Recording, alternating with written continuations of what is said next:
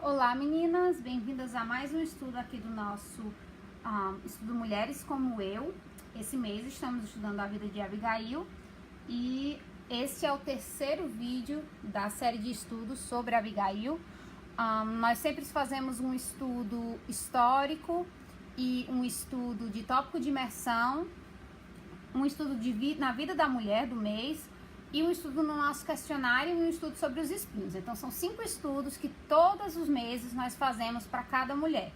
Esses vídeos você encontra tanto aqui no Facebook como você encontra também no nosso canal do YouTube. Então você quer começar os estudos Mulheres Como Eu, vê no YouTube, você vai encontrar toda a parte de ensino gratuito, todos os vídeos estão lá para você. Você vai encontrar também um playlist de instruções, como adquirir o material, como começar, enfim, você vai encontrar tudo isso lá. Esse daqui é um planner do estudo, né, que eu criei. A gente contratou uma empresa que fez a diagramação pra gente e a gente adquiriu para poder estar disponibilizando esse planner na nossa loja para vocês. Sejam bem-vindas a esse estudo e que Deus possa estar abençoando a vida de vocês. Hoje, no estudo histórico, a gente vai estar estudando o tópico Ele Dentro e Ela Fora de Casa. O livro que nós estamos estudando para os estudos históricos, eles são Toda Mulher na Bíblia, de Sue and Larry Richards. Eu tenho as 2 edições desse livro e eu fico indo e voltando para que eu uso, dependendo da fonte, né, que eu vou utilizar. Vamos começar. No geral, esse tópico Ele Dentro e Ela Fora da Casa descreve a forma como as tarefas eram divididas em casa, numa casa israelita, uma casa clássica, né, israelita. O marido realizava as tarefas fora da casa e a esposa realizava as tarefas dentro de casa. A gente compreender a forma como essas mulheres estavam vivendo nos faz compreender muito mais as histórias bíblicas quando nós lemos, nos faz compreender muito mais as situações de risco, situações de tensão, situações de estresse que elas passaram. Boa tarde, Érica, boa tarde, Aline, boa tarde, Lete, boa tarde, Lucinete. Deus abençoe a vida de vocês. Prazer ter vocês aqui comigo nesse cafezinho maravilhoso. Então, essa é a razão de eu estar interessada em criar esse estudo Mulheres Como Eu, porque eu queria compreender como a forma que essas mulheres israelitas, que foi o povo de Deus escolhido, viviam e quais são as virtudes, quais são as bênçãos da vida dela que eu posso aplicar à minha vida hoje. Porque assim como eu, elas também eram mães, assim como eu, elas também tinham problemas, assim como eu, elas também tinham limitações. E como eu posso colocar essas limitações e os ensinamentos, né, para mim hoje. Então, a forma como elas viviam era essa. O marido, ele resolvia assuntos fora da casa e as mulheres resolviam assuntos dentro da casa. Aí você diz, Karina, mas você vê o caso da mulher de Provérbios 31, né? Que ela comprava campos, pegava o dinheiro, aplicava, comprava campos e ela tinha esse contato externo. Mas você tem que entender que ela era uma mulher rica. A mulher de Provérbios 31, Lemuel, ele era o rei. Ele está falando da mãe dele. Era uma mulher que tinha muitas posses. Ela tinha uma condição financeira melhor. Ela tinha servas. Ela acordava de manhã e dizia, você faz isso, você faz isso, você faz isso. Muitas de nós, eu diria a maioria de nós não temos isso. Então, e também a maioria das mulheres israelitas também não tinham. Então, assim, elas ficavam naquela mesmo de poder, dentro do seu ambiente familiar, dentro do seu lar, ter a influência, né? De criar seus filhos, de realizar as tarefas. E o marido, ele ficava responsável por essas outras situações. Então, você tem que entender aí a questão financeira em jogo também, né? Que não é toda mulher que podia pegar o dinheiro e aplicar no terreno. Não é assim. Tem mulheres que foram chamadas para situações diferentes, assim também como Débora. Não era toda mulher que ficava embaixo de uma palmeira e ficava julgando o povo. Foi uma mulher chamada para isso. Então, cada mulher tinha sua vida diferente, suas situações diferentes, tá bom? Isso significa que a esposa preparava alimentos, as roupas naquela época, as mulheres normalmente tinham, né? Pessoas criavam ovelhas. era tosar das ovelhas, aquela tinha que ir para ai, qual é a palavra? Para tecer, né? Para a máquina de tecer, para aquele novelo de lã se transformar em um bolo de lã e dali ser tecido, né? Roupas. Elas também usavam aquelas máquinas de tecer que são similares às máquinas que as mulheres hoje usam para fazer rede. Então, assim, tinha um trabalho artesanal muito intenso que era necessário, porque como elas, muitas vezes, né, antes da chegada a Canaã, eles eram nômades e tudo, então, isso, ali, máquina de tear. Então, assim, era necessário muito trabalho manual para poder fazer o trabalho. Você não podia simplesmente ir na loja e comprar a roupa. Roupas eram caras, sim, existiam pessoas que trabalhavam, era o comércio delas, elas compravam, né, os tecidos, elas faziam as roupas, mas não era toda a família que tinha condição de fazer isso. Então, se você era de uma família simples, você era responsável pela alimentação, responsável por fazer as roupas, lavar roupas, né, dobrar. Os seus filhos pequenos, no treino, né, desses filhos, para as habilidades necessárias para o cuidado do lar no futuro. Então, a mulher, ela estaria nesse treinamento, ela seria a pessoa que estaria treinando os filhos, né? Enquanto o marido estivesse fora da casa, cuidando de tudo que necessitasse. O esposo cuidava da terra, então, no caso, né, a agricultura, plantava e cuidava do cercado de pedras. Naquela época não existia, não se tinha, por conta de como os lugares, vocês já ouviram falar isso, os lugares eram, as terras eram divididas por colunas de pedra. Então, eles pegavam, construíam aquelas colunas, era a cerca deles, né, para que o terreno deles fosse demarcado. Então, eles tinham esse cuidado de cuidar do seu terreno, uvas, azeitonas, treinavam os filhos para futuros agricultores e provedores. Então, a função do pai, ele estaria ali sendo exemplo, né, para os filhos do que o pai deveria estar fazendo. A casa tinha, em média, 4 quartos, feitos de barro. Esse aqui tá falando de uma casa já, uma casa mesmo fixa, não é de uma tenda, né?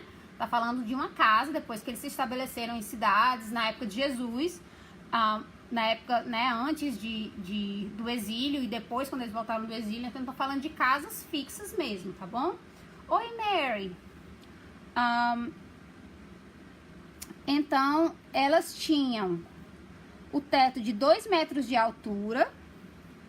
Então, era um teto relativamente baixo, né? Eu acho que as nossas casas hoje têm um teto um pouco mais alto.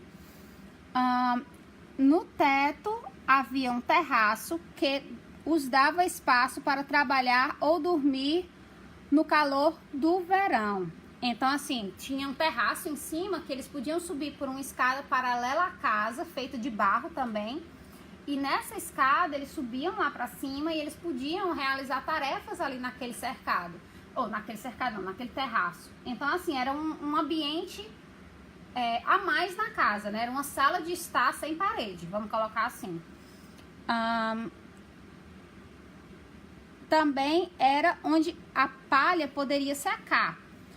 Então, você lembra na história de Raabe, né? Quando ela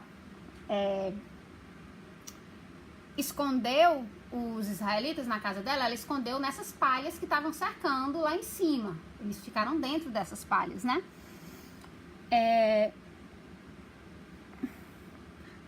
As portas eram baixas no primeiro andar e as janelas poderiam ser colocadas em paredes. Quais eram os móveis, né? Utensílios para cozinhar. Boa parte da cozinha era feita na parte de fora da casa. Então, você vê, não sei se vocês já assistiram alguma das séries, como eu já falei pra vocês, da Record. Eu gosto muito de assistir por conta da exibição, assim, do lugar, das pessoas. Não é nem pra história em si, né? Mas é pra entender um pouco daquele contexto. E você via muito as mulheres, né, com uma mesa do lado de fora da casa. E elas colocavam ali, um exemplo, a assada de pão. O forno de assar pão, muitas vezes ele era comunitário. Então, era um forno que ficava no meio do vilarejo, e as pessoas iam para colocar ali o pão e daí fazer aquele pão naquele forno ou barro. Era um forno grande feito fora da casa, né? todo dia as mulheres trituravam trigo para assar pão. Então, o trabalho de fazer pão era algo diário, né? Não tinha, vamos colocar assim, como guardar, né? Uma coisa para que ela ficava, não tinha os conservantes que hoje tem. Você vai no mercado, compra um pão, tem conservante dentro, o pão passa uma semana, né? Lá naquela época, era todo dia elas tinham que estar fazendo ali aquele pão para alimentar as famílias. Como eram as refeições? Então, as refeições eram um pouco de pão. Como é que eles comiam? Um pouco de pão, uma porção de fruta era comido de manhã. Então, era um pão e uma fruta de manhã. Uma refeição maior era carne, e a carne era algo raro. A proteína vinha basicamente do leite, do queijo e ocasionalmente peixe seco. Então, assim, para eles abaterem um animal, era uma ocasião muito especial. Porque, como eu já falei, não tinha como conservar a carne, né? Então, você comer ali, você matar um animal, tanto pela questão o animal estaria ali sendo para você uma fonte de renda, ou para você tosar o animal, ou para você tirar leite, ou então, assim, o animal era uma posse muito boa, ou para fazer também as ofertas, né? Então, os animais tinham um valor muito alto. Então, para você abater um animal, você vê na parábola do filho pródigo, quando eles abatem, né, o animal para a festa, o filho que ficou em casa, né, o filho obediente, ficou revoltado, porque ele nunca tinha recebido aquilo, né, na cabeça dele, ele nunca tinha recebido aquilo. Aí o pai fala para ele: não, meu filho, você sempre teve isso, né, você sempre teve aqui, você sempre teve acesso. Mas, enfim, um animal era algo muito, muito precioso. Tanto é que quando eles vão fazer a Páscoa, né, uma das coisas é um animal que eles vão estar comendo ali. Então, torna-se uma refeição muito especial. Eu acredito que seriam casamentos e nascimentos, coisas assim, que eles estariam realmente celebrando algo muito, muito especial. Como era o funcionamento das cisternas da casa? Cisternas internas. Quando Israel invadiu Canaã, foi o tempo das cisternas serem implementadas, né? Inventadas. Um complicado sistema de canais colhia a água da chuva e as conduzia a essas cisternas subterrâneas. Os canais eram embutidos com aparadores de impurezas. Então, tinham telas, né? Telas feitas de, eu acredito, madeira, eram colocadas para realmente filtrar folha, besouro, qualquer coisa que caísse nessa água, elas eram filtradas por essas telas para chegar onde eles iam utilizar, né? A maioria das cisternas da época coletavam o suficiente para abastecer de 6 a 12 pessoas por um ano. Então, tinham essas cisternas e eles poderiam pegar essas águas, né, essa água, e elas tinham abastecimento por um ano. Então, eles juntavam ali durante o período de chuva e daí utilizavam essa água. Então, assim, as mulheres não tinham que ir toda a vida no rio pegar água, né? Elas tinham uma água ali para poder utilizar. Teando roupas. Através de teares manuais, a lã das ovelhas, algumas roupas eram tão aquecidas que serviam até de cobertores à noite. Então, ela já era multiuso. Tanto é que quando Jesus fala, né, que você deve pegar, se alguém está te devendo alguma coisa e você pega se você pega a coberta daquela pessoa, você tem que entregar no fim da noite para que a pessoa possa dormir, para ela ter uma coisa para ela se cobrir. É justamente por isso. Os casacos, né, serviam também como cobertores para eles. Ajudando na colheita. Quando o tempo da colheita chegava, as mulheres amarravam os feixes no campo logo atrás dos homens. Então, os homens iam na frente tirando ali as coisas para estar colhendo, e as mulheres do trigo, né? E as mulheres iam atrás amarrando os feixes nos campos. Proporcionava à mulher uma rotina nova fora da casa. Então, esse era o momento assim que a mulher estaria trabalhando fora da casa e ela estaria indo lá fazer esse trabalho juntamente com a família, né? Um trabalho familiar. Homens e mulheres visavam o mundo e seus desafios como verdadeiros parceiros. Então, ali não tinha rivalidade. né? Era uma parceria, eles eram parceiros, trabalhando para um fim comum, que era glorificar a Deus através da sua família, tá agradando ao Deus, né, Yahweh, através da forma como eles viviam. Poucos casamentos existiam onde os parceiros não conheciam suas responsabilidades e reconheciam a contribuição do esposo. Então, meninas, eu sei que hoje nós vivemos em um mundo, e naquela época eu também diria que existiam mulheres que trabalhavam fora de casa, né? Não eram todas as mulheres que trabalhavam apenas em casa. Você vinha num palácio, ia ter servas, né? Aquelas servas tinham família. Então, assim, mas na maioria das vezes, essa era uma situação familiar. Essa era como eles viviam. Karina, o que é que eu posso tirar para mim dessa situação, dessa realidade? Eu acho que primeiramente nós devemos agradecer a Deus pelas vantagens físicas que nós temos hoje.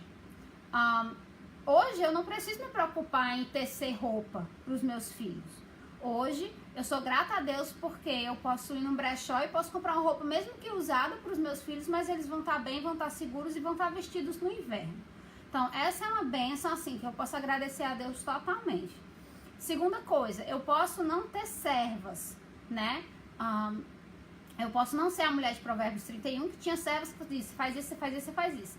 Mas Deus me proporcionou uma modernidade onde eu posso utilizar coisas para a glória dele através do meu lar. Então eu posso usar uma geladeira, onde eu posso fazer comida para uma semana em um dia e deixar lá na geladeira e ela não vai estragar. Eu não preciso estar fazendo pão todo dia.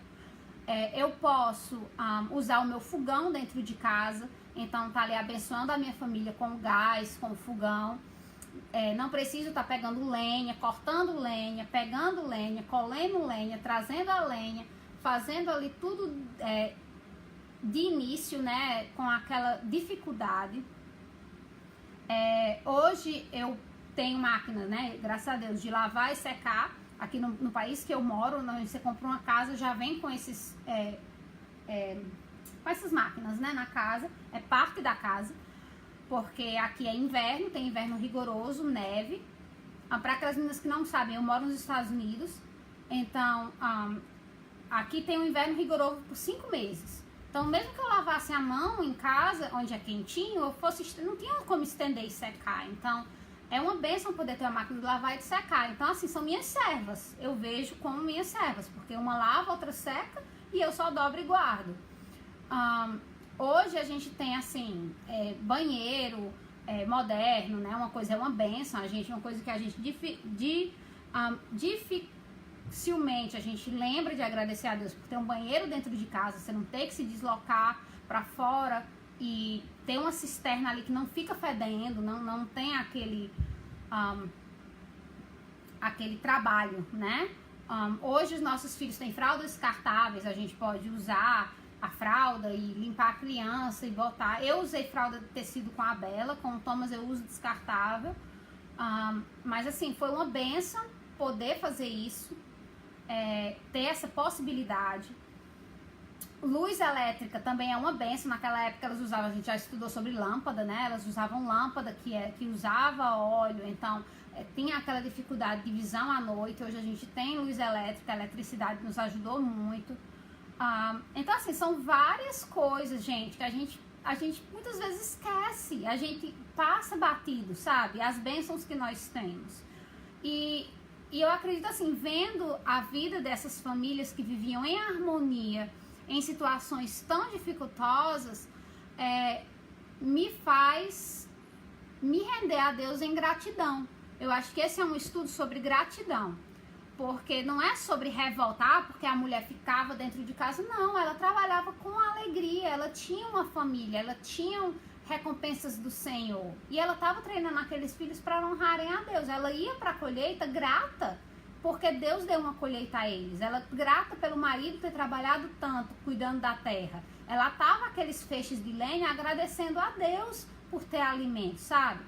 Não era uma escrava. Ela estava ali fazendo aquilo para amar a sua família, para cuidar da sua família. Eu quero destacar um versículo, eu não coloquei aqui no estudo, mas é um versículo que falou muito ao meu coração em estudos passados.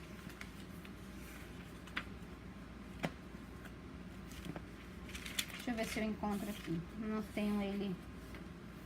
Não é esse daqui, não. É o que eu fiz até tá aqui pro fim. Aqui, esse daqui. Feliz da esposa que faz de uma casa um lar. Eu tenho essa ilustração na lojinha. E esse versículo veio pra mim quando eu tava fazendo a minha leitura.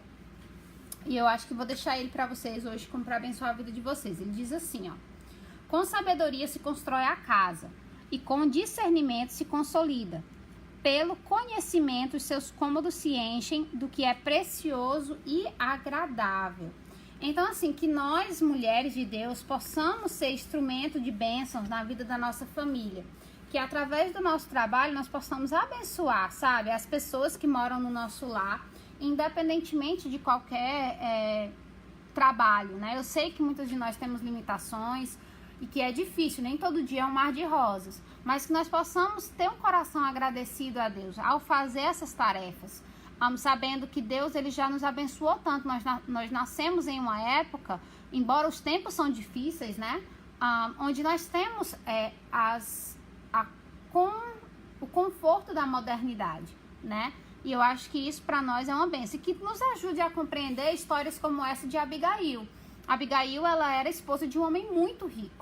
Então, a Abigail, ela não era uma pessoa que, vamos colocar ali, eu não sei da vida dela, né?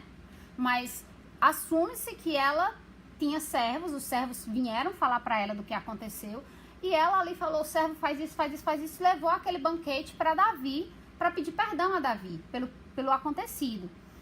E o que eu penso? Eu penso assim, isso me faz pensar ainda mais da coragem de Abigail de poder defender sua família, defender os seus de uma forma tão honesta, tão honrada. Próximo estudo nós vamos estar falando de Abigail em si, vai ser o estudo, são 2 estudos na verdade em Abigail, um da Bíblia da Mulher da SBB e um da Editora Vida. São os 2 estudos que eu vou estar trabalhando com vocês, a vida de Abigail. E eu peço que vocês tenham um pouco de paciência comigo. Essa semana eu vou estar me mudando. Se Deus me der a bênção, me permitir, no sábado. E eu vou poder fazer esse estudo. Eu não posso marcar com vocês estudos, porque a minha realidade com os meus filhos não permite. Mas eu pretendo, né? Eu desejo estar fazendo esses estudos com vocês até o fim do mês. Eu sempre coloco, meu alvo é o fim do mês, estar com os estudos e a minha ilustração em dias, né? Então, que eu possa estar abençoando a vida com vocês. Orem por mim. Eu tenho vocês como recompensa do meu trabalho, a vida de vocês, ver o trabalho de Deus na vida de vocês. E muitas, assim, são as bênçãos que Deus tem colocado na minha vida. Os dias são difíceis, sim, mas as bênçãos também são maravilhosas, né? E principalmente, assim, a vida dos meus filhos e a vida de vocês, a vida do meu lar. Então, orem por mim nesse novo período, tá bom? Um beijo pra vocês. Eu amo vocês em Cristo. E eu vejo vocês essa semana para 2 mais estudos. Ô, Isabel, obrigada. Para 2 mais estudos na vida de Abigail. E a minha ilustração também eu vou estar pintando, se Deus quiser, essa semana. Eu agradeço demais as orações, tá bom? Um beijo. Amo vocês, lindas. Beijo, Érica. Tchau, tchau.